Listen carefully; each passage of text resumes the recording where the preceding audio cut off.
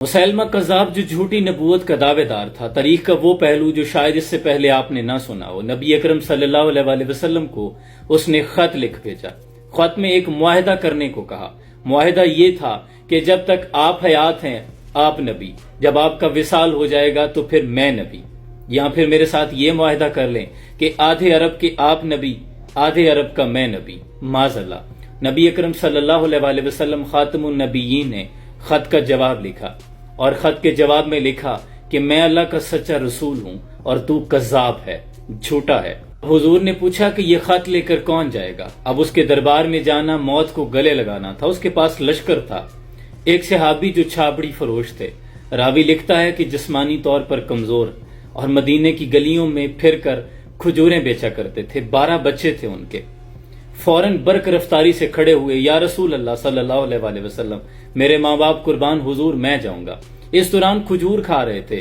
آدھی کھجور ابھی منہ میں تھی کہ فٹ سے جب یہ بولا کہ حضور میں جاؤں گا تو کچھ کھجور کے ٹکڑے صحابی نیچے بیٹھے تھے ان پہ گر گئے۔ وہ کہنے لگے کہ تجھے جانے کی بڑی جلدی ہے، تو کہنے لگا کہ اگر کھجور کھاتے ہوئے ڈیوٹی کسی اور کو مل جاتی پھر میرا کیا ہوتا؟ حضور نے پاس بلایا، اپنا گھوڑا دیا، نیزہ دیا، کہا ذرا ڈٹ کے جانا۔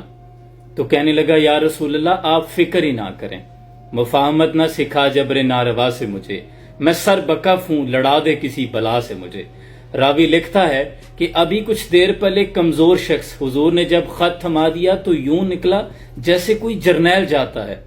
فلک کو پڑھا کبھی دل جلوں سے کام نہیں، اگر نہ آگ لگا دوں تو داغ نام نہیں۔ خط لیا اور مسیلمہ کذاب کے دربار میں پہنچے۔ اسی دربار میں موجود ایک شخص جو بعد میں اسلام قبول کرتا ہے اس روایت کو نقل کرتا ہے کہ حبیب بن زید، یہ صحابی رسول، جب مسیلمہ کذاب کے دربار میں پہنچے تو پوری جرت اور شجاعت کے ساتھ نیزے کو فرش میں گاڑ دیا، سامنے دیوار بن کر کھڑے ہو گئے۔ مسیلمہ نے پوچھا کون ہو؟ تو برقدار آواز میں گرجتے ہوئے کہنے لگے کہ مجھے چہرے سے دیکھ کر پہچان نہیں لیا کہ محمد عربی کا غلام آیا ہے؟ ہمارے تو چہرے ہی بتا دیتے ہیں کہ ہم سچے رسول کے امتی ہیں۔ نور آنکھوں میں تو چہروں پہ اجالے ہوں گے، مصطفیٰ والوں کے تو انداز نرالے ہوں گے۔ مسیلمہ نے پوچھا کیوں آئے ہو؟ تو خط کا جواب تھما دیا۔ خط پکڑتے ہی مسیلمہ نے ساتھ کھڑے غلام سے کہا کہ خط پڑھو۔ اب بھرے دربار میں جب اس نے باواز بلند خط پڑھا، خود کو کذاب کہتے ہوئے، جھوٹا کہتے ہوئے سنا، تو مسیلمہ کی آنکھوں میں خون اتر آیا۔ گرجدار آواز میں میان سے تلوار نکالی اور حبیب بن زید کی گردن پر رکھ دی اور پوچھا تمہارے نبی نے مجھے جھوٹا کہا ہے، تمہارا کیا خیال ہے؟ حبیب بن زید کہتے ہیں خیال نہیں، یقین ہے، جسے میرا نبی جھوٹا کہہ دے وہ جھوٹا ہی ہوتا ہے۔ تو 7 سمندر سیاہی بنا دے اور اپنے دامن سے اس داغ کو دھونا چاہے، سچ لکھے تو پھر بھی کذاب ہے، تو جھوٹا ہے۔ تو مسیلمہ کذاب کہنے لگا ذرا پلٹ کر پیچھے دیکھ، تیرے پیچھے میرا ایک لشکر کھڑا ہے، تلواریں، نیزے، تیر تیرے جسم میں پیوست کر دیے جائیں گے۔ تو حبیب بن زید نے کہا کہ تو جانتا ہے نبی اکرم صلی اللہ علیہ وآلہ وسلم نے جب مجھے خط دیا تو میں خط لے کے نکلا، میرے 12 بچے ہیں جن میں سے کچھ دودھ پیتے ہیں، کچھ ابھی چل نہیں سکتے، لیکن میں خط پکڑ کر ایک لمحے کے لیے پیچھے مڑ کر اپنے بچوں کے بارے میں نہیں سوچا تھا، اپنے گھر کو نہیں دیکھا تھا۔ اب پلٹ کر تیرا پیچھے کھڑا لشکر کیا دیکھوں؟